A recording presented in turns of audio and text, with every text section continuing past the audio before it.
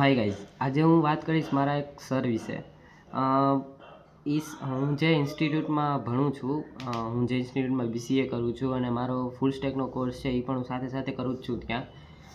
તો ત્યાં મારા એક સર હતા, જે ગઈ ફેબ્રુઆરી મહિનાના આવ્યા હતા અને આ ફેબ્રુઆરી હમણાં 3 દી પહેલાં એને રિઝાઇન કર્યું.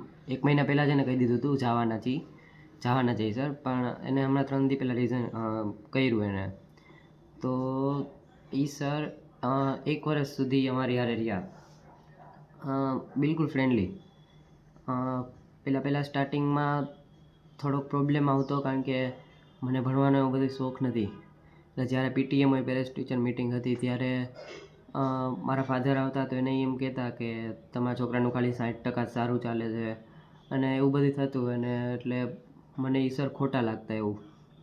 પણ જ્યારથી હું એ સર આમ ફ્રેન્ડલી રહેવા માંડ્યો, એ સર જેમ કે એમ કરવા માંડ્યો ત્યારથી, અને આ બધું બોન્ડિંગ અમારું એ 2 મહિના આવ્યા ત્યાં જ મારું બની ગયું હતું આ બોન્ડિંગ. એટલે અમે લોકો 9 થી 10 મહિના જેટલું સાથે રહ્યા, અમે ફ્રેન્ડલી અહીંયા રોજ જાઓ. અને એ સરને મને છે ને પર્સનલી શાહરુખ ખાનનો બહુ મોટો ફેન છું, અને એ સર પણ શાહરુખ ખાનને બહુ મોટા ફેન હતા. એટલે અમારે શું હોય કે હું જે કોલેજમાં જાઉં છું ને ત્યાં એક છોકરો આવે છે, અમારા ક્લાસમાં ટોટલ 6 જણા છે, અને એક છોકરો આવે છે પ્રિન્સ કરીને, સોરી નામ નહોતું લેવાનું, એ આવે છે. એની 8 થી 10 કોલેજ હોય, 10 વાગે પછી એ આ ઇન્સ્ટિટ્યૂટમાં આવે. તો અમારો લેક્ચર એ આવતા એને 10:30 જેવું થઈ જાય, 10:15 10:30 જેવું. તો એના પછી અમારો લેક્ચર ચાલુ થાય, એટલે અમે 10 વાગે જ પહોંચી જતા. સર આડે વાતું કરતા ને એવું બધું કરતા.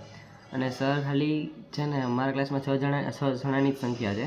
તો ખાલી મારે બીજા 2 ફ્રેન્ડ છે, બસ અમારા 3 આડે જેને છે ને મારા ફ્રેન્ડ જેવું બોન્ડિંગ હતું ટૂંકમાં. તો 10:15 10:30 સુધી અમે બધા વાતો કરતા. અને એ સર હંમેશા મને શાહરુખ ખાન ગમતો પર્સનલી, અને સરને પર્સનલી શાહરુખ ખાન ગમતો. બાકી બધા શાહરુખ ખાનને હેટ કરતા હતા. શું કામ મને કાંઈ રીઝન નથી ખબર, એ લોકો ભલે જે કરતા હોય, મને શાહરુખ ખાન ગમે છે અને સરને પણ શાહરુખ ખાન ગમતો. સો અને ત્યાં જેટલામાં 6 છે ને બધા મૂવીના શોખીન, મૂવી વેબ સિરીઝના બધાના શોખીન.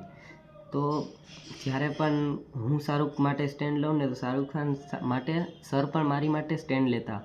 અને એટલે અમારું વધારે બોન્ડિંગ વધારે સારું થઈ ગયું. ને મેં શાહરુખ ખાનના બધા મૂવી જોયા છે અને સરે પણ જોયા હતા, એટલે એ વધારે સમજી શકે. અને ઓફકોર્સ શાહરુખ ખાનને આખી દુનિયા ઓળખે છે, ડંકો વાગે છે શાહરુખ ખાનનો.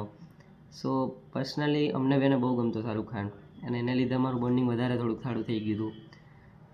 અમે 3 વાર બપોરે અમે લંચ કરવા ગયા છીએ સાથે. અમે સર, બીજા 2 સર છે, એ લોકોને પણ અમારી યાર ફ્રેન્ડ જેવું જ ભણે છે. ટૂંકમાં અમારી એજના તો ન કહી શકી, પણ હું 19 વર્ષનો છું, તો સર 23 વર્ષના છે. એટલે ટૂંકમાં હા, બોન્ડિંગ બહુ વધારે સારું હતું મારે. એટલે આવી રીતે 10 થી 10 મહિના જેવું ચાલ્યું અમારે, બહુ સરસ ચાલ્યું. પણ ધેન ગયા અઠવાડિયે સરે કીધું કે હું નથી આવવાનો. એટલે અમને તો ખબર જ હતી કે સર રિઝાઇન કરે, પણ બાકી બધા છોકરાઓને નહોતું કીધું કે હું રિઝાઇન કરું છું. તો ખાલી એને અમને કીધું હતું. તો અમે થોડાક ટેન્સ થઈ ગયા કે હવે તો સર જાય છે, તો હવે નવા સર આવશે, એ કેવા હશે. કારણ કે ખબર ન હોય ને કે આ સર ખોટા વયા ગયા. સર પાછા હવે આવી એને ટૂંકમાં એને રાજકોટમાં એને ગ્રોથ નહોતો મળતો, જે જોતો હતો ગ્રોથ, એને નોકરી બદલાવે તો જ એનો ગ્રોથ થાય, એવી રીતે હોય અહીંયા અમારે બધે ટૂંકમાં એવી જ રીતે હોય. તો એ રીતે થયું. એન્ડ ધેન સર મૂકીને ગયા. પણ અમને ત્રણેયને એને એક સૂચના દીધી હતી, અને પર્સનલી મને સૂચના દીધી હતી. હમણાં પછી કહું તમને. અમને ત્રણેયને સરખી રીતે બધું કેમ તમારે આગળ વધવું નહીં, બધું અમને કહીને ગયા હતા. નવા સર આવે અને આમ કહેજો ને આમ કે, ભડકાવીને નહીં. એની સરની જેમ નવા સર આર્યન સર આવ્યા હતા, એની યારે કેમ અમે બિહેવ કર્યું, એવી જ રીતે અમે નવા સર સાથે કઈ રીતે બોન્ડિંગ વધારી શકીએ અમારું, એ તેને સૂચના દીધી. એન્ડ ધેન એ ક્લાસની બહાર નીકળ્યા. અમે ક્લાસની બહાર નીકળ્યા અને મને પર્સનલી ખભે ઉપર હાથ રાખીને એક સૂચના દીધી. ટૂંકમાં મને એક્ટિંગનો શોખ છે, એટલે જે કહું છું સાચું કહું છું. અને હિન્દી ભાષી હતા સર, લખનઉના છે. એટલે સરે મને કીધું કે તુજ મેં ના શાહરુખ કી ઝલક દિખતી હૈ, બસ રૂકના નહીં. તો ત્યારે મને લાગ્યું કે ના, કોક તો એ મને સપોર્ટ કરવા માટે, ભલે ગમે એ કોક જોશે તો એક માણસ તો છે મને જોવા માટે એમ.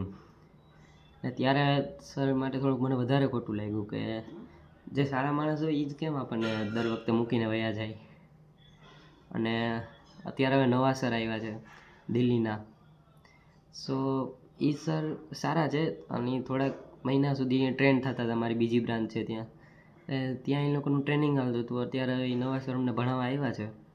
તો હવે થાય છે એવું કે સરને થોડું ઘણું નથી આવડતું, કાંઈ સર વધારે થોડાક નર્વસ થઈ જાય છે. હમણાં પરમદિનનો જ દાખલો છે.